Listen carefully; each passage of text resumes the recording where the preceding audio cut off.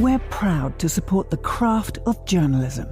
UBS brings you the latest news from around the world with The Globalist on Monocle Radio. Be part of an international network that brings together leading insights, research, and technology across 24 time zones and 12 key financial hubs, with you at the center of it all.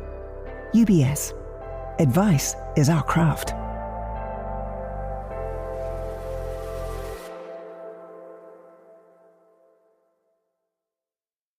You're listening to The Globalist, first broadcast on the 23rd of June 2025 on Monocle Radio. The Globalist, in association with UBS.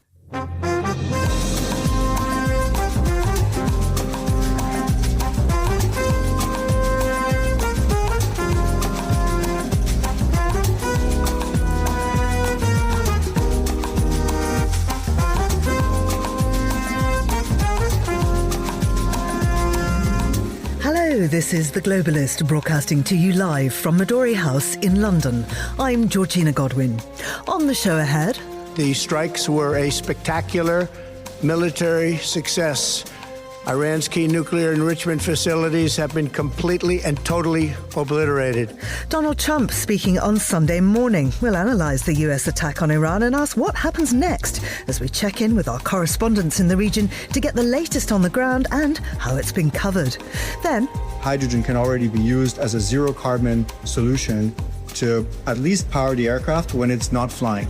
We'll hear about civilian and military applications of hydrogen in aviation, plus the latest trends at Milan's Men's Fashion Week, music news, and a check-in with our team in Paris. That's all ahead here on The Globalist, live from London.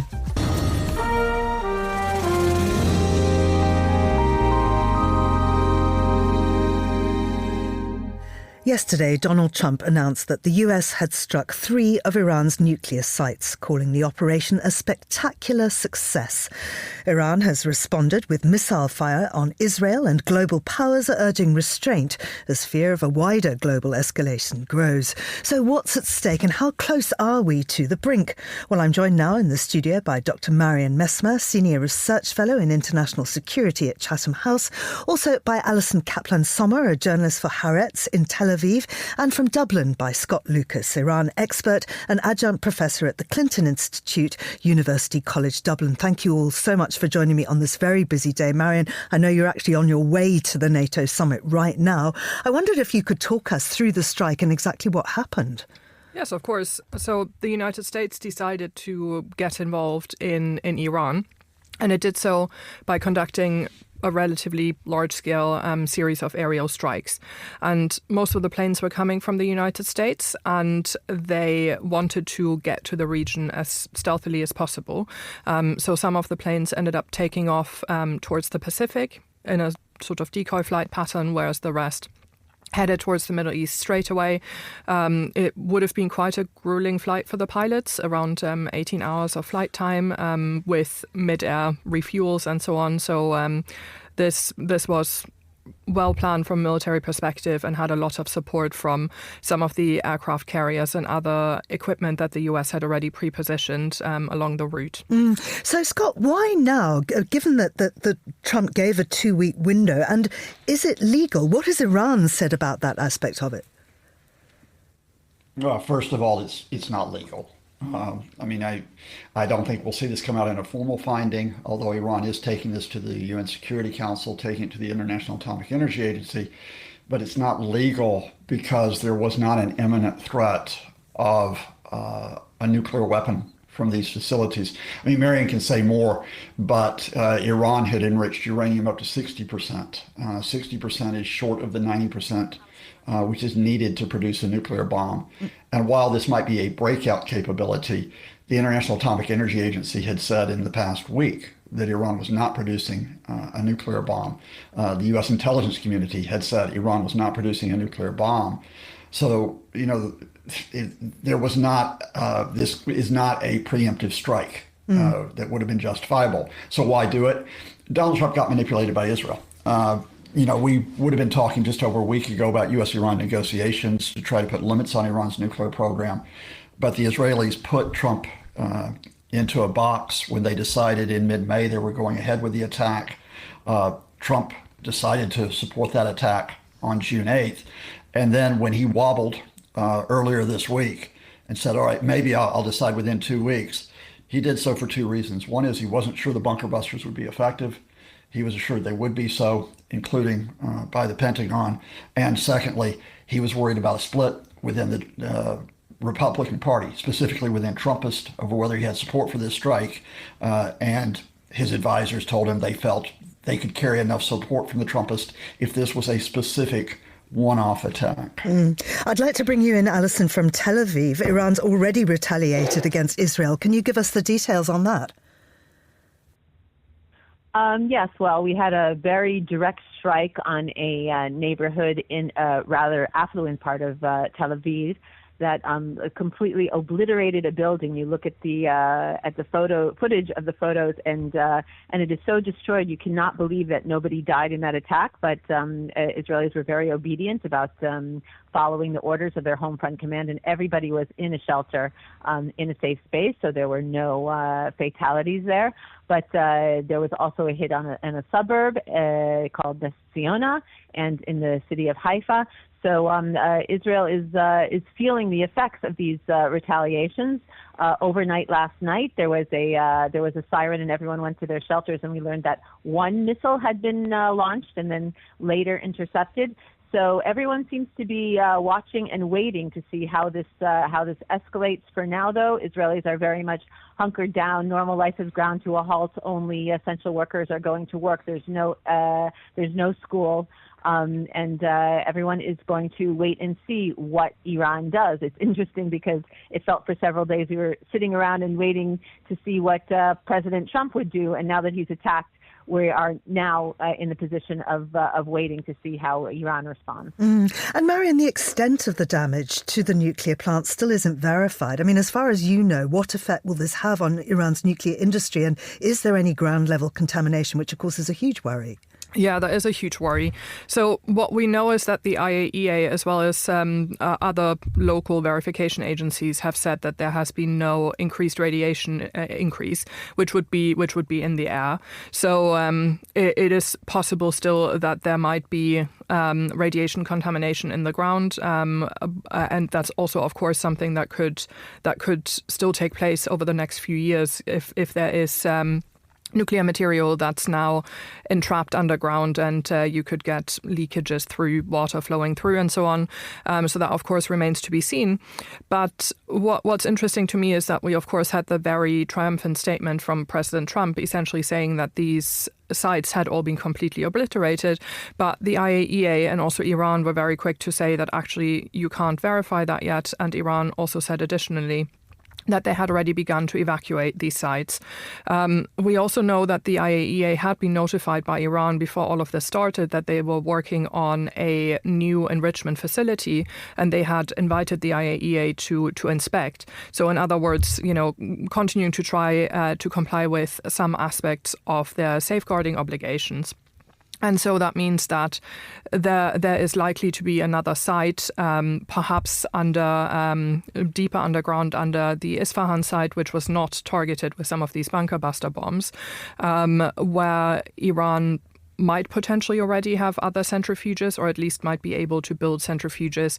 And it's also likely that they would have already diverted some, if not all, of the nuclear material that's previously been enriched. Scott, I know we're in a speculative area now, but what might happen next? I wonder if you could outline the most likely best and worst scenario. Well, let's see exactly where we are right now. I think the starting point we can say is that Israel will continue its attacks on Iran, because the goal, and I'd be interested in what Alison says about this, the Israeli goal, while they won't call it regime change, is to break the Iranian leadership by throwing the country into complete turmoil, and possibly even specifically targeting the supreme leader with attempts at assassination. The United States, at least in terms of the level of the rhetoric of Donald Trump, will support those Israeli attacks. Trump overnight, in fact, coming out and saying the obvious, which is, yes, regime change is something that he is pursuing. But I think that there are two questions here. One is the question of whether this is a one-off strike from the United States. I think that would be the case if they caused serious damage to Fordow, and if they had prevented further enrichment capability at Natanz and centrifuge capability at Isfahan. But as Marian pointed out, it's highly doubtful they did so. So do they go in for a second strike, which would escalate this further? And Iran's retaliation, I actually think Iran's retaliation outside of Israel, where they will continue to attack, is probably more political rather than military. While there are 40,000 troops, American troops in the region, the Iranians, if they tried to directly hit them, or if they tried to use their militias, Iran-led militias, say in Iraq, they would invite a level of American and Israeli response that would be even greater in terms of its violence against Iran. And Iran's assets, such as its allies Hezbollah and Hamas, have been severely degraded in the past 18 months. So I expect Iran to go political. Their appeal to the Security Council, their appeal to the IAEA, and perhaps most importantly, their appeal to Europe and the Gulf states to try to get them to distance themselves from the Americans and the Israelis. Alison, let's just pick up on Scott's question there. What is Israel's ultimate aim with Iran, and how much support does Netanyahu have for it?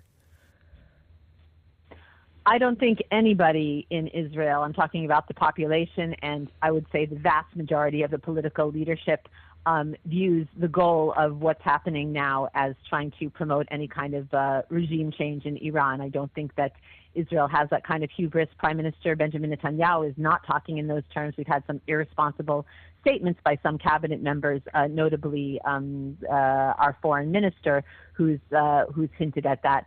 But I think that Israel is firmly behind a limited goal in this war to try to guarantee as absolutely and as solidly as possible the feeling that Iran is either incapable or, many years away from being able to create a nuclear weapon that could reach Israel. And when you look at the damage assessments, I mean, we've got these sort of triumphalist declarations coming from President Donald Trump about that the program has been completely irreparably damaged. You don't hear the same kind of assessments coming out of Israel. Israelis, the leadership, the security brass is much more cautious about the amount of damage that's been caused. So no, I don't think that Israelis aspire to topple the Iranian regime. They'd certainly be happy if it happened, but I don't think they view that as their mission. Marian, we know that the Iranian foreign minister is meeting Vladimir Putin today in Moscow, and the former Russian President Dmitry Medvedev said that a number of countries, I'm quoting him directly, are ready to directly supply Iran with nuclear warheads. What might the global consequences be? I mean, it's an interesting statement from Medvedev. We've seen a lot of sort of good cop, bad cop from Medvedev and Putin on similar issues. I personally would be really surprised if Russia supplied Iran with nuclear weapons, in part because Russia has actually been part of a group of states that have been trying to prevent Iran from acquiring nuclear weapons. And also, frankly, Russia does not care that much about its allies. We've seen this time and time again, where Russia over the last several years has abandoned allies to focus on its own war in Ukraine. And it is essentially happy to receive support when it benefits Russia, but it doesn't necessarily return that support. So I would think that at least on the part of Russia, that's probably more of a rhetorical statement to appear as if they continue to support their ally. However, North Korea is now much more nuclear armed than it previously was, and in terms of its position in the international community, it is much more similar to Iran's position, and North Korea might potentially be willing to share. That still doesn't, of course, solve the issue of Iran needing, if it wants to become a nuclear armed state, it needs a domestic weapons production facility and continued enrichment capabilities, because only having one or two or maybe up to 10 nuclear weapons does not make a strategic arsenal and would not really be useful or decisive in the kind of war that Iran finds itself in at the moment. Marian, just very briefly, you're actually here with all your luggage. You're heading off to NATO, to the summit right after this. How will this change the dialogue? It's a good question. I mean, on the one hand, it means that President Trump is going to likely be in a good mood when he attends, because he will probably see this as a massive military and foreign policy win for the United States. But on the other hand, it has also shown that he is easily distractible as a leader. And of course, European NATO allies are really hoping to get from him some more support for Ukraine, and also perhaps agreement to a extended timeline whereby the US will remain engaged in Europe while European NATO members build up their own defense capabilities. And so the question is whether he will be willing to discuss these points, or whether he will be so preoccupied by what's happening in the Middle East that that is his main agenda point. Well, I know we're going to catch up with you tomorrow from NATO. We look forward to that. That's Dr. Marion Messmer. Also, we heard from Scott Lucas and Alison Kaplan-Sommer in Tel Aviv. This is The Globalist.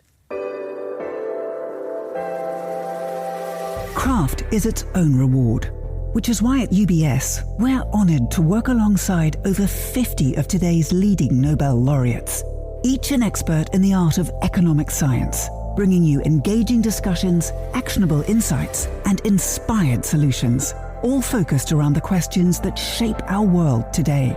For a better outlook, find a Nobel perspective. UBS. Banking is our craft.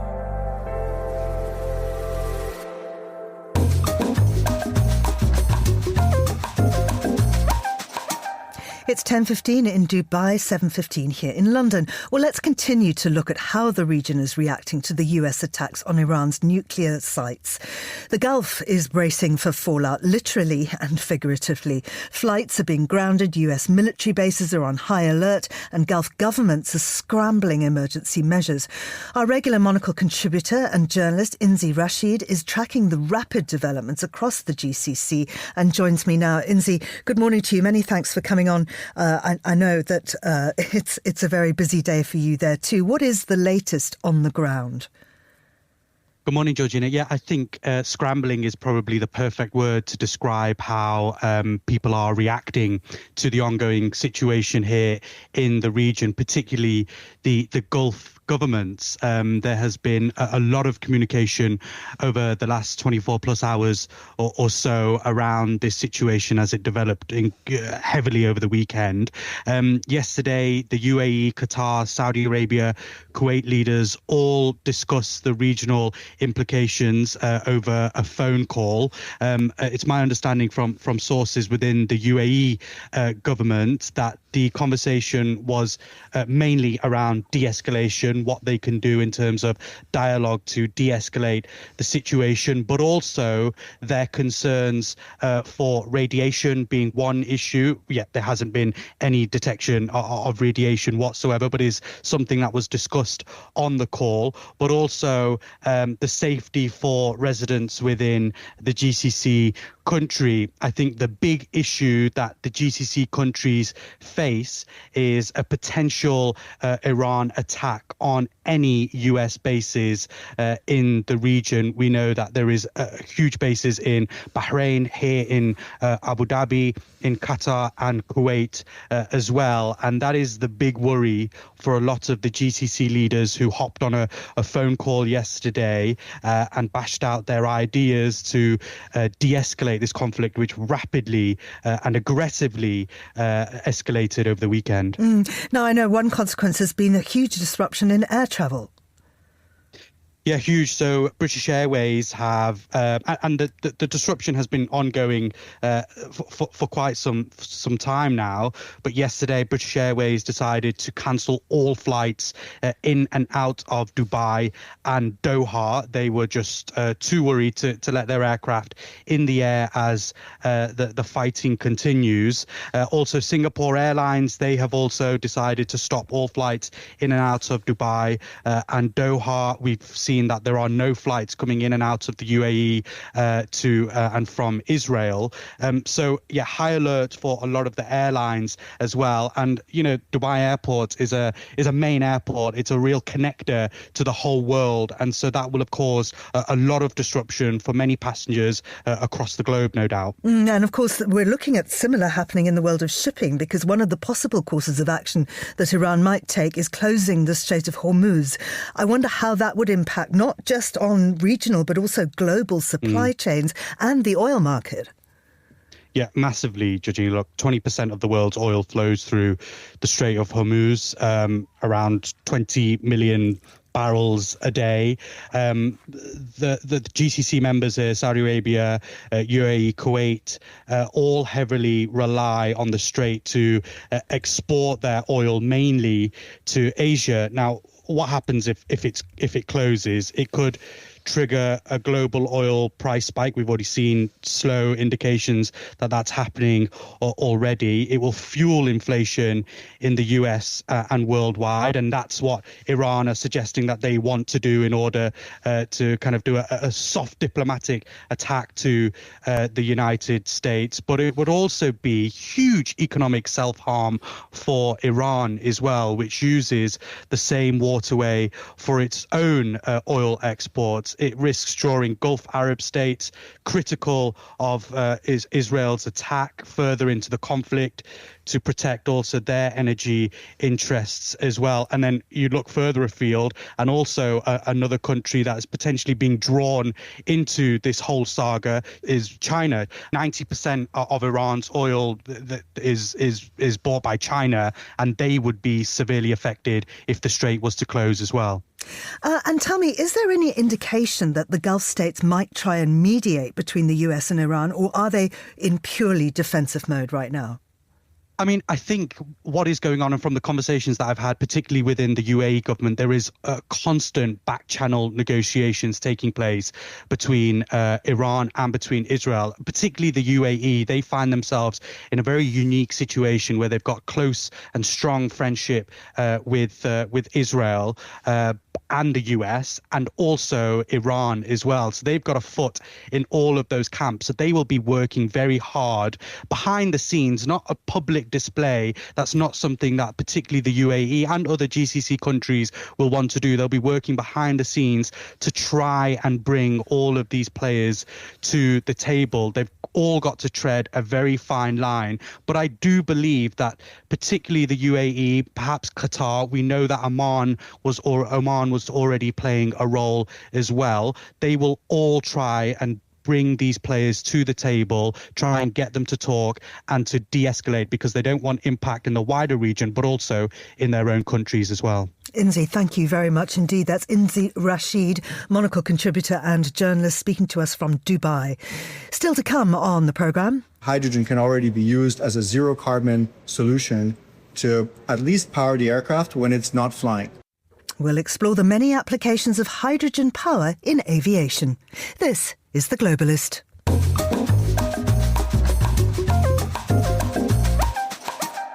Well, let's continue now with today's newspapers. I'm joined now from Istanbul by Ruth Michelson, a journalist and Middle East correspondent for publications including The Observer. Ruth, there's really only one story today, and as we know, Turkey shares a border with Iran. What has the local media reaction been there?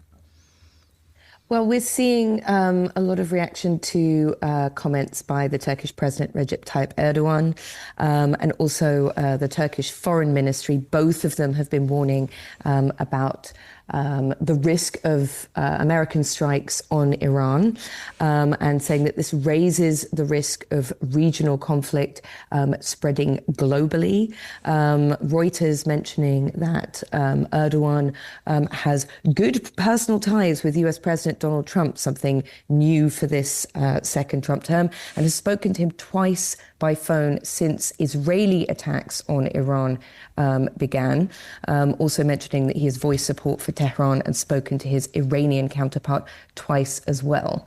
I mean, looking globally, El País, the Spanish outlet, rather interestingly, when I looked at their live blog late last night before going to bed, they mentioned that the Trump administration denies that the US is at war with Iran, carrying comments by the Vice President J.D. Vance saying, "We're not at war with Iran, we are at war with its nuclear program." And then overnight now, but following comments made by Trump on his social media platform Truth Social, saying that he supports regime change in Iran following the US bombing of Iranian nuclear facilities, but then saying it's not politically correct to use the term regime change, but if the current Iranian regime cannot make Iran great again, why would there not be regime change? And he suggested MIGA might be their slogan, make Iran great again. Yes, I mean, rather shift in tone overnight.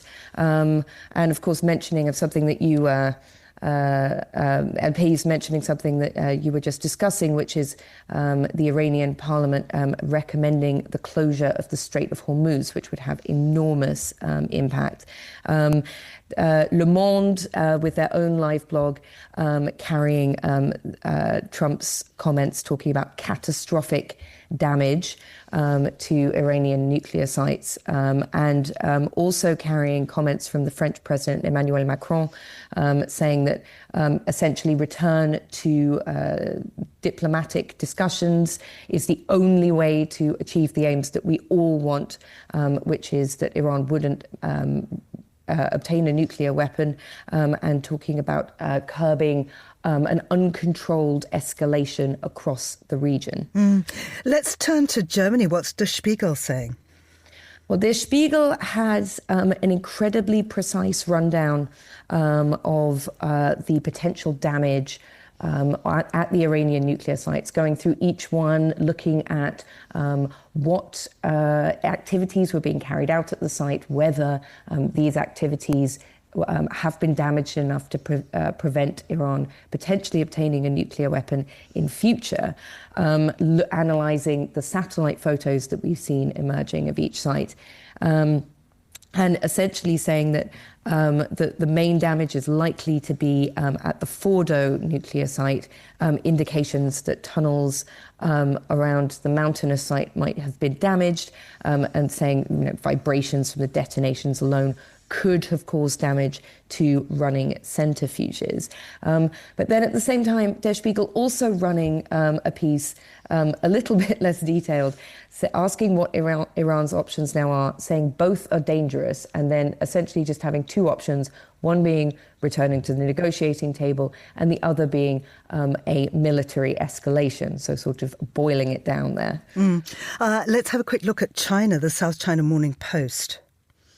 Yes, South China Morning Post carrying statements from the Chinese Foreign Ministry, just a brief one that was released yesterday, essentially saying that the American bombing of the nuclear facilities, which were supervised by the International Atomic Energy Agency, seriously violated the United Nations Charter and its principles, and essentially saying that these attacks were a violation of international law. And finally, two completely contradictory stories coming out of Pakistan, separated by about 12 hours.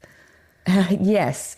So Pakistan condemning the strikes on Iran by Donald Trump, but or ordered by Donald Trump rather, but the same day after Islamabad said that it would nominate Trump for a Nobel Peace Prize.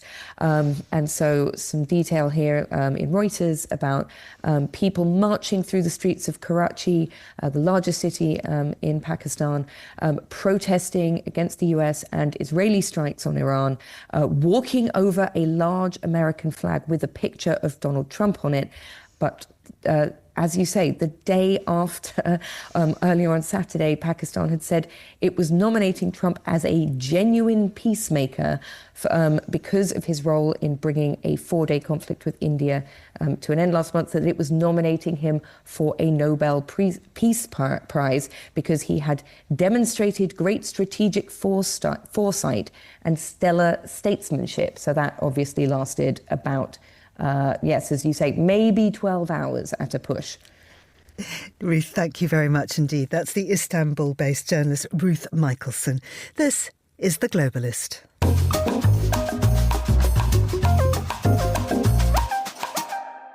NATO leaders have descended on The Hague for a summit that's expected to be tense. European members of the alliance were already preparing for a tough time convincing President Trump to keep backing Ukraine. And that's before the latest conflict between Iran and Israel and the US strikes on Tehran added to the pressure. Monocle's Andrew Muller spoke to someone who knows these gatherings well. Oana Lungescu was NATO's chief spokesperson from 2010 to 2013.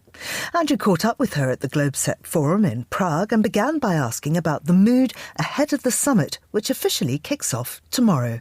Obviously, there's some nervousness that this summit, which is the first summit for President Trump in his second term, may turn out to be like the 2018 summit in his first term, when he literally went around the table looking in the eye of every other NATO leader and saying, why are you spending so little on defense? You promised to go to 2%. You're nowhere near that. So berating people around the table, that was a very tense moment, which I think nobody wants to repeat.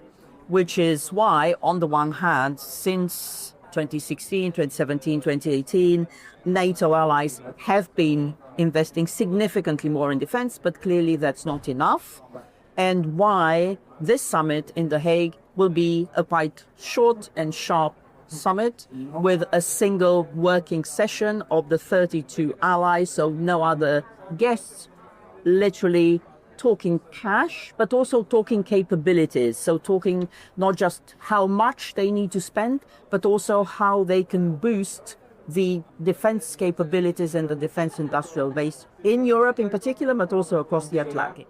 I mean, one other thing that will definitely be different about this NATO summit is a much revived Germany in terms of being a military player. I mean, everything we've heard from Chancellor Friedrich Merz suggests that he's entirely serious about turning Germany into a big military power again, possibly Europe's biggest military power. When you think back on your own recollections of the internal politicking within NATO, deep down where the United Kingdom and France live especially, how delighted are they going to be about the prospect of Germany deciding, actually, yes, we want to be a European military power again? Yeah, a few years ago, Polish Foreign Minister Radek Sikorski memorably said, we're now more afraid of a weaker Germany than of a stronger Germany. And I think that is a feeling that's replicated across Europe.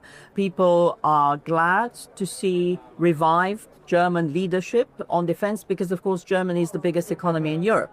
Germany has a massive industrial base, including when it comes to defense.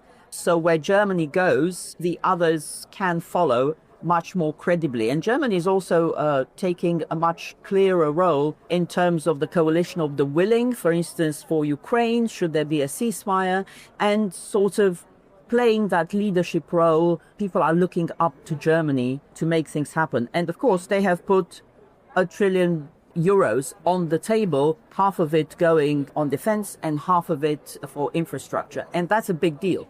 So what do you think, just finally, would be an actual definition of success for this summit? Is everybody just hoping we can get out the other side of this without there having been a Vice President Vance-style meltdown and huge rows erupting afterwards? Is everyone just basically hoping it makes the news as little as possible? I think we've seen, interestingly, a slight shift in tone to a more positive tone from the Trump administration. The speech that Defense Secretary Pete Hegseth made at Shangri-La, basically giving the Europeans as an example to the Asians in terms of investing more in their defense. So I would expect, and the aim certainly of Mark Rutte, the Secretary General, is to make clear to President Trump that NATO is a win for him, that he has been campaigning since last year for NATO to invest 5% of GDP on defense. Allies have listened. They realize that it's the right thing to do in the dangerous world that we live in. So he will get his 5% of GDP on defense.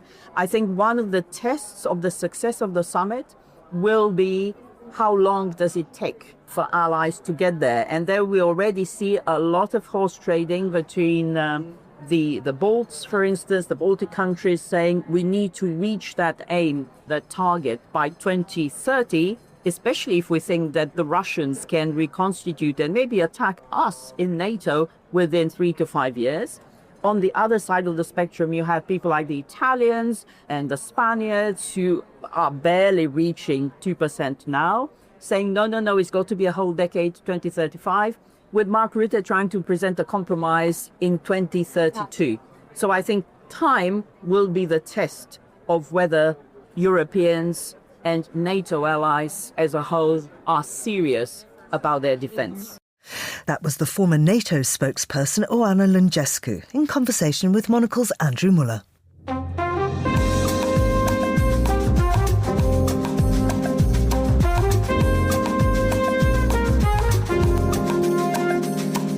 Now, here's what else we're keeping an eye on today. The UN Security Council met on Sunday to discuss US strikes on Iran's nuclear sites as Russia, China and Pakistan proposed the 15-member body adopt a resolution calling for an immediate and unconditional ceasefire in the Middle East. The Council could vote by this evening, and to pass, the resolution needs at least 9 votes in favour and no vetoes by the US, France, Britain, Russia or China. Yesterday, hundreds of people protested against NATO and military spending and against a possible conflict with Iran in advance of this week's summit of the alliance in The Hague. Although billed as a demonstration against NATO and the war in Gaza, protesters were joined by Iranians who held up banners saying "No Iran War." And a suicide bomber in Damascus opened fire, then detonated an explosive vest inside a Greek Orthodox church filled with people praying on Sunday, killing at least 22 and wounding 63 others, state media reported. The attack on the church was the first of its kind in Syria in years. This is The Globalist. Stay tuned.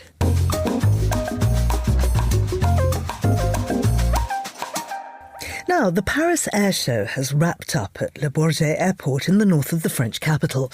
Our Paris bureau chief, Simon Bouvier, was invited to the Strategic Aerospace Seminar, organised for the occasion by French events company Premier Circle.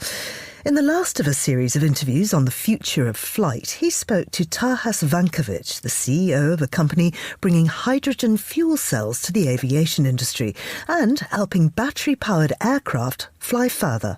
Today, electric propulsion is batteries, and batteries are heavy, and battery aircraft have a hard time going past a certain range.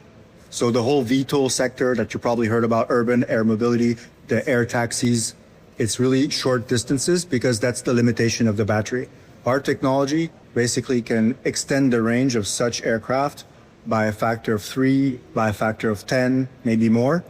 And we are already doing that in a number of applications. So let's talk about the civilian applications first, and then we'll move into the very interesting and very current military applications as well. So in the civilian space, does this mostly apply to unmanned aerial vehicles still, or tell me what the landscape is today compared to when you started? Sure. Well, today it applies to all kinds of flying platforms, big and small, okay? In terms of how this technology comes into the world, our philosophy, and I think just from a logic perspective, it starts with small applications because it's easier to manage the technology at a small scale than it is at a big scale. At a small scale, everything is sort of miniaturized, including the hydrogen storage, including how you supply hydrogen to the platform. So it's really manageable. The minute you start talking about an Airbus scale aircraft, then you're into infrastructure challenges, you're into the cost of hydrogen, you're into safety challenges because you have passengers on board. And so the mountains you need to climb become suddenly a lot bigger. And so it took many, many years, 15 years of development. And 2023, we got our first big contract with Airbus, which was a big breakthrough because hydrogen is difficult to store in one place. Because there's some safety challenges. Our idea was to cut this hydrogen storage into multiple pieces and create small engines with hydrogen stored behind each engine under the surface of the wings. So this is what we came up with in 2018. Then Airbus came out 2020 with their hydrogen aircraft plan, and then many other companies followed. Hydrogen is an absolute conundrum for any industry that wants to adopt it, right? But aviation, I would say slightly easier because the infrastructure you need is only point to point. It's a hub and spoke solution. In the automotive sector, if you wanted a hydrogen solution for vehicles, you would need to have it at all gas stations across all roads. And that makes it very difficult to adopt this technology. But for aviation, it's only at the airports. As a company that is trying to get this technology to market, you need to have small starts. And we found a way to do that with small diesel generator alternatives, which are used at airports to power aircraft when they are stationary, during maintenance or during overhaul, when they arrive at the gate. Hydrogen can already be used as a zero carbon solution to at least power the aircraft when it's not flying. And then once this hydrogen is accessible at the airport, the same infrastructure can maybe fuel the first aircraft. Yeah, what you're doing, which is very smart, is that you're offering this kind of hydrogen-powered solution to something that is flight adjacent, but that doesn't rely on the kind of immediate availability of a commercial airplane that needs hydrogen as fuel.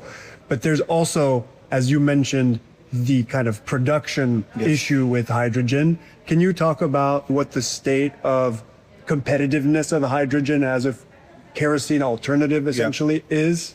Currently, the majority of the thinking is around liquid hydrogen. Liquid hydrogen is preferred because it's more dense than gaseous hydrogen, but it's still 4 times more space than kerosene. Okay, but it can work, but you're going to have to sacrifice some volume in the aircraft to store this liquid hydrogen. And the minute you start taking space away from what makes money on the aircraft, which is passengers and cargo, right, then you're already in an economic debate. Yeah, the business model is not a kind of like for like replacement. Exactly.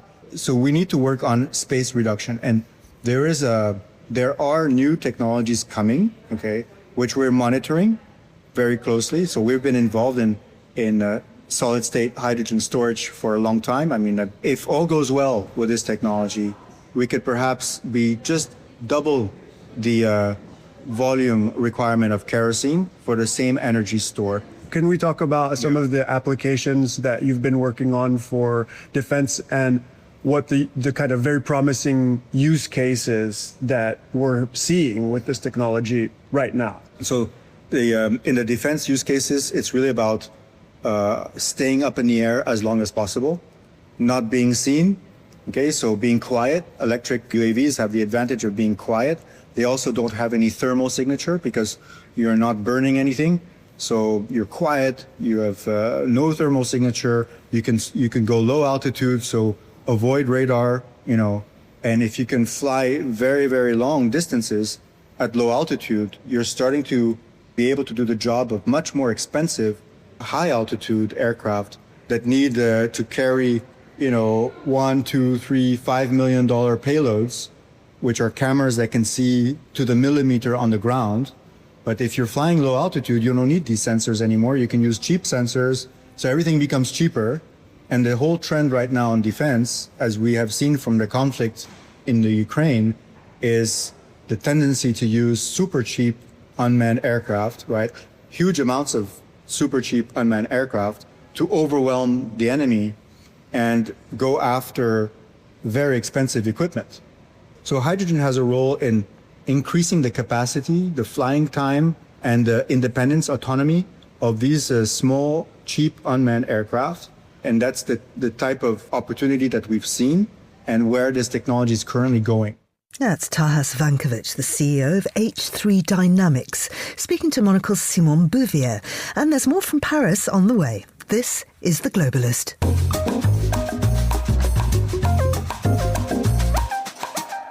It is 8:37 in Milan, 7:37 here in London. And I'm joined from Milan by Natalie Teodosi, who's Monocle's fashion director. Good morning to you, Natalie.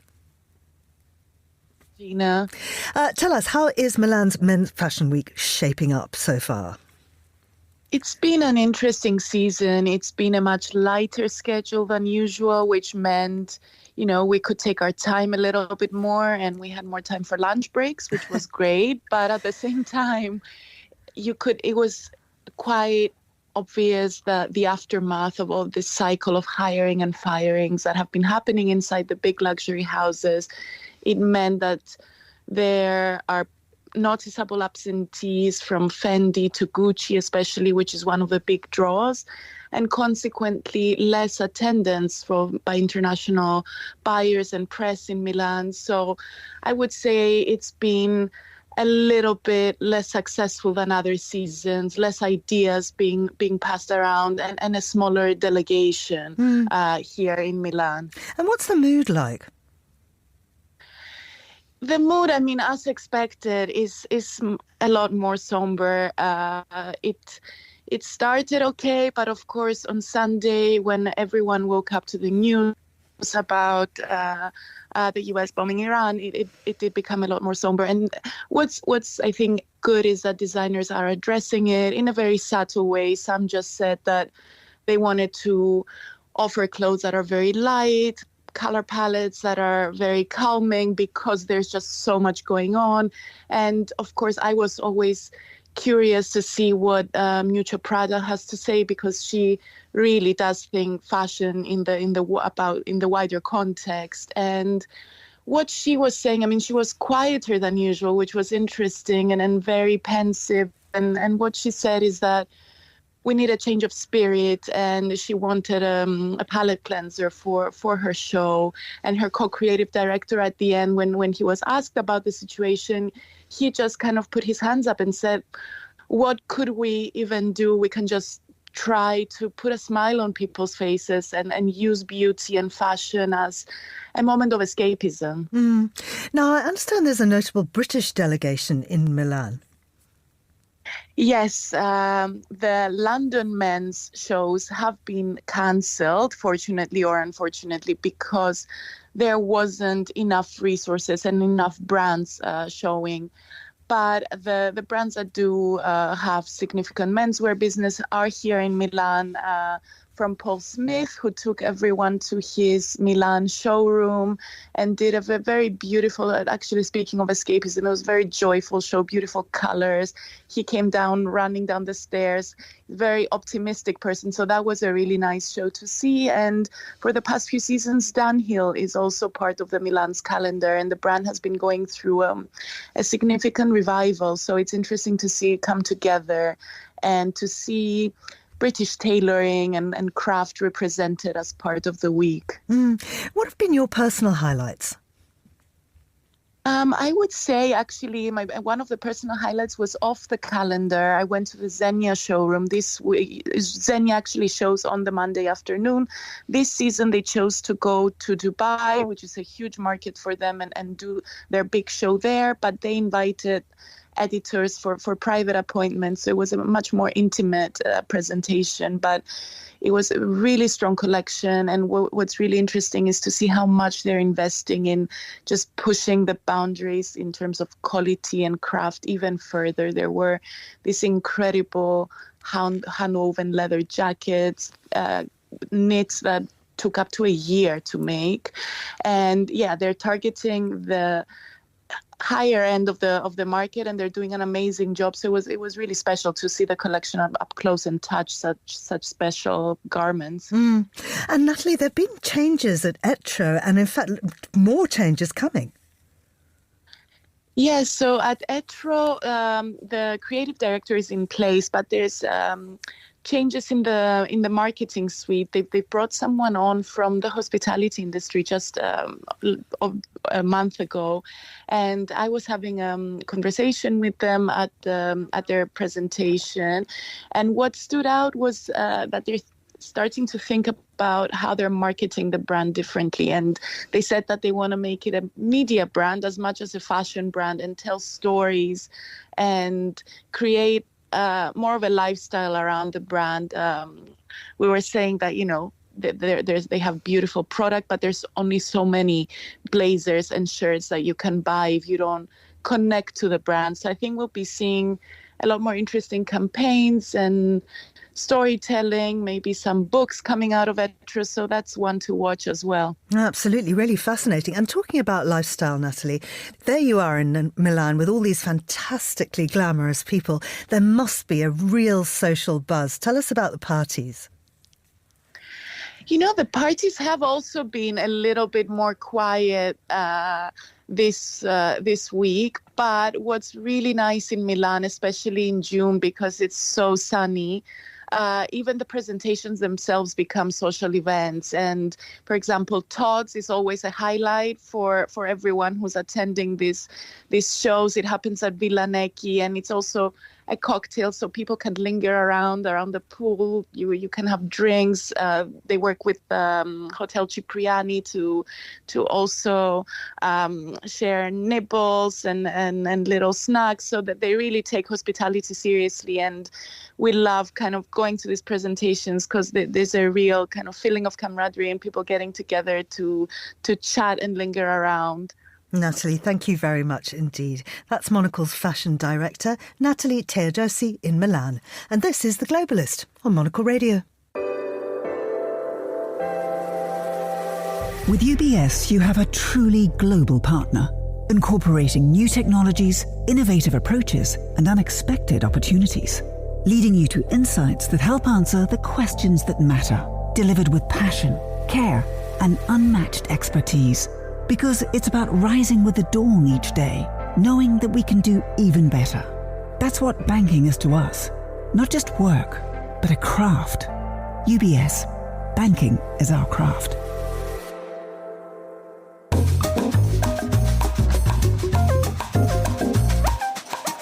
.44 here in London. You're listening to The Globalist with me, Georgina Godwin, and joining me on the line to talk music is Will Hodgkinson, the Times rock and pop critic. Good morning to you, Will.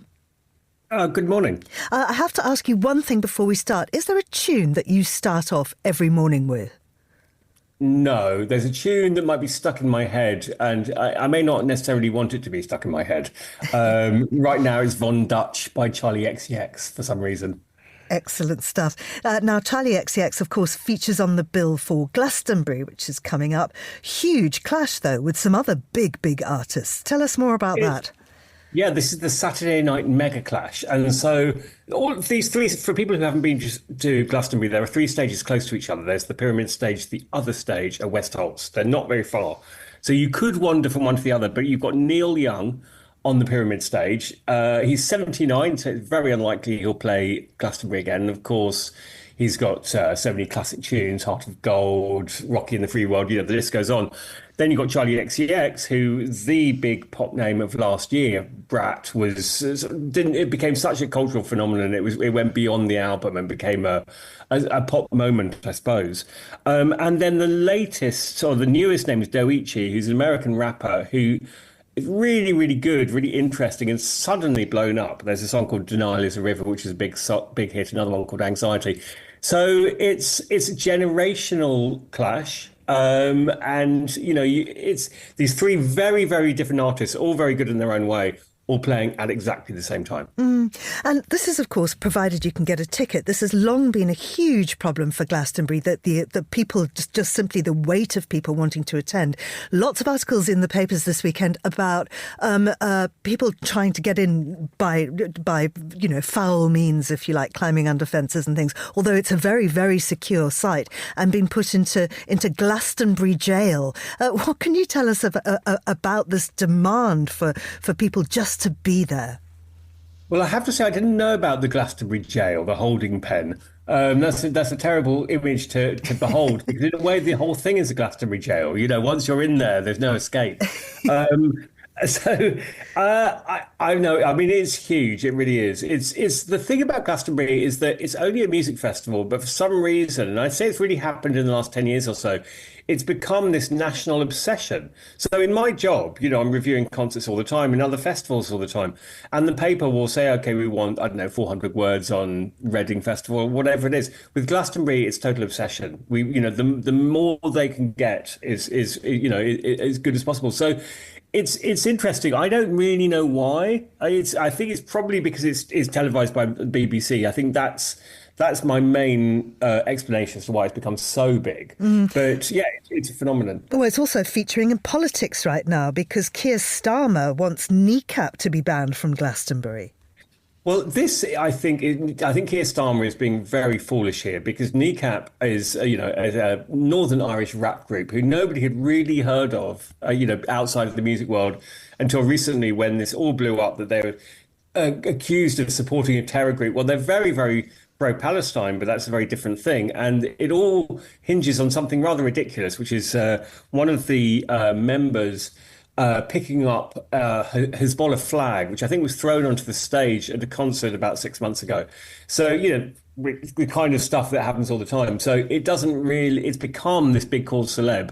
And I think Keir Starmer is feeding into a sort of rather performative pearl clutching by saying that they should be banned. And Kemi Badenoch before was trying to get them banned this is actually about funding from South by Southwest in Austin last year. So it kind of goes on and it's become this massive thing. And of course, it's fed into Kneecap becoming heroes. All of the music world have gone behind them. And they're just, they're pointing out, well, we're not supporting a genocide. It's a humanitarian issue. So it's become huge. Now, somebody else who is absolutely massive, Bruce Springsteen. And of course, we've got the Lost albums out this week. Tell us more. Well, the remarkable thing about the Lost albums, so-called Lost albums happen all the time where a record label will say, we found all these old tracks and they're just demos or alternate versions of songs you've already heard. Bruce Springsteen, from 1983 to around 2010, he really did record, complete, master 7 Lost albums. So, for example, there's one called the LA Garage Sessions. Before he made Born in the USA, he wasn't sure if he wanted to do such a mainstream rock album. And just before that, he made a very folky downbeat album called Nebraska. And he was planning to continue in that vein. So he completed this whole album and then thought, no, I'm going to do Born in the USA. There's a soundtrack to a film that never came out called Faithless. There's an album of Mexican border songs called Inyo. And there's even, actually my favorite, is a beautiful Sinatra-esque kind of Only the Lonely style songs about, living with regret and, sort of adult concerns called Twilight Hours. Absolutely beautiful. It's got strings, the whole thing. And then at the last minute, he decided not to release it. It's fascinating. Do we know why? So yes, I do, because I interviewed him and he said that he works very hard. He thinks very, very carefully about what he releases. And he decided for each album, he thought, well, maybe they're too left field, too experimental. There's an electronic album called Streets of Philadelphia Sessions, because he did the song for the Tom Hanks movie. And so he, for one reason or another, it's really interesting that you go so far to complete an album and then just say, no, I'm holding it back. Yeah, how interesting. Will, just before we go, in an unusual turn of circumstances, I'd like to give you some musical gossip. Oh, please do. So I was interviewing Michael Palin this weekend and he told me that former Beatle, the late George Harrison, helped him write the Lumberjack song. Well, I did not know that, although I do know that George Harrison was a big supporter of Python. So I guess absolutely. And really, I give you that piece of information because you've revealed that you do get songs stuck in your head. So you're welcome. The Lumberjack is with you for the day. That's very kind of you. And now it will be with me forevermore, tormenting me. Will Hodgkinson, thank you very much indeed. You're listening to The Globalist on Monocle Radio.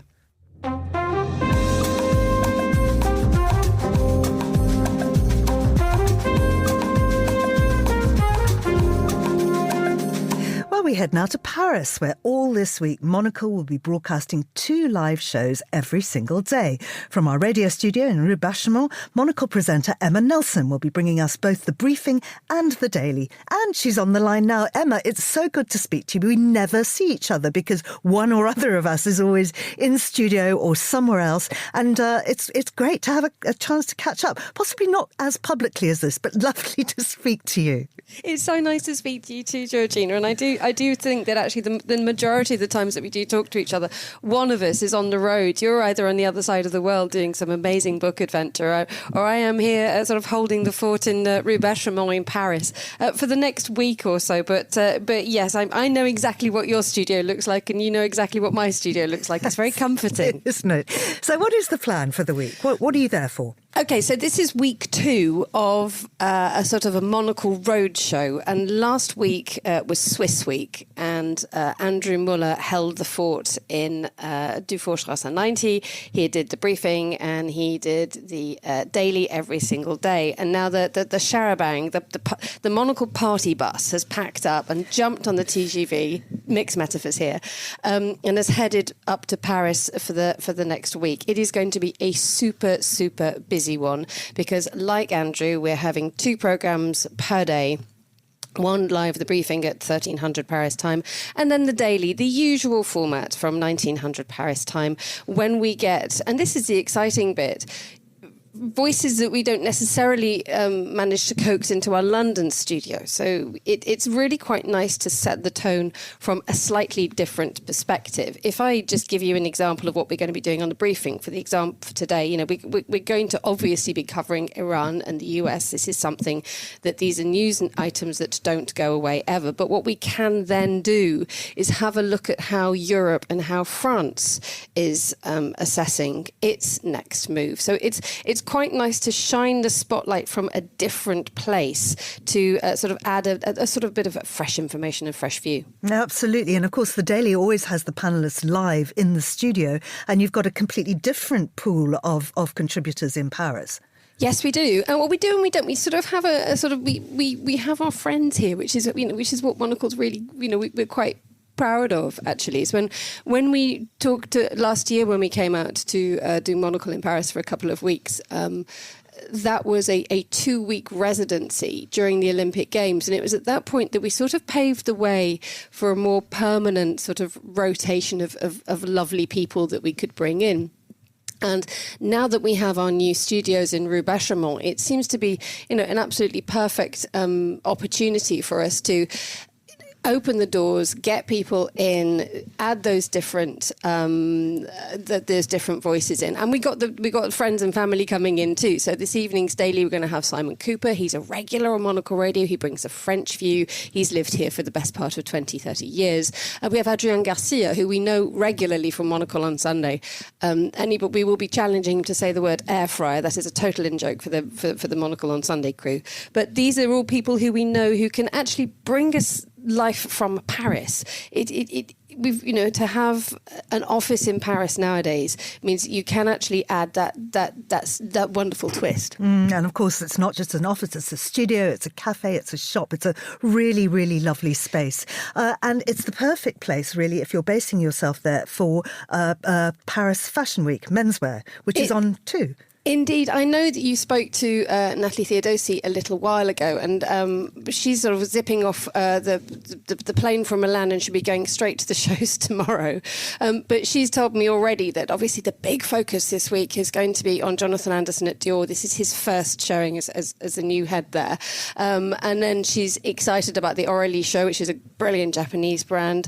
And then Michael Ryder making his Celine debut. These are things that actually it's a really exciting time for Paris fashion. Massive changes at the top of the big beasts, and there's a real hope that actually people will perhaps settle down into their brand, that there won't be so much of a revolving door at the top, and that means that brands don't have to constantly reinvent themselves and redo their logos, that maybe Paris can enjoy a little bit of a bit of solidity and stability with some grown-ups at the helm. Absolutely. And of course, Paris just voted the most livable city in the world in our Quality of Life survey, which is just out. And absolutely no surprise whatsoever. It's one of those things that you completely forget until you fall off the Eurostar, that, boy, this city knows itself. It's totally, for starters, it's super well connected. So it is a global hub. It is a global airline hub. You can get on a train practically anywhere from any of the many stations beautifully positioned around the French capital. But it has an amazing rhythm to it, that you can still get yourself a drink quite late on a Sunday evening. You can still walk the streets pretty early in the morning and get something to eat. It has the centre at least has a great livability to it. And also now that we have that great expansion of the Paris metro out of the centre of the city, you very much get the impression that Paris's integrity will spread out, that the people who feel as if they've been cut out of the city will now be able to just jump in and go and get to the heart of the French capital, which Anne Hidalgo has really changed. You know, there's that sense of, you know, massive pedestrianisation programmes which work for those who are in the middle, but you try and get a taxi yesterday outside the Gare du Nord, it's polarised the city terribly. But again, it's got this real sense of what it is. Just watching the French television programme, Télématin, this morning, there was a guy on the line from Berlin talking about currywurst, and there was a little bit of a joke at the end of the programme when they said, well, you go and have your currywurst for breakfast. And the presenter turned around and just went, no, it's a coffee croissant. That's how we do it. We're not French for nothing. Emma, thank you very much indeed. We'll be speaking to you, I'm sure, over the course of the week. That's Emma Nelson, and of course you'll be back on The Briefing. That's at 1300 Paris time, midday here in London. And that's all for today's programme. Thanks to our producers, Hassan Anderson and Laura Kramer, our researcher, Henry King, and our studio manager, Mariella Bevan, with editing assistance from Flynn Simons.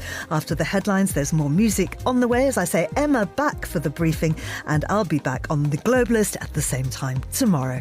I'm Georgina Godwin. Thank you for listening.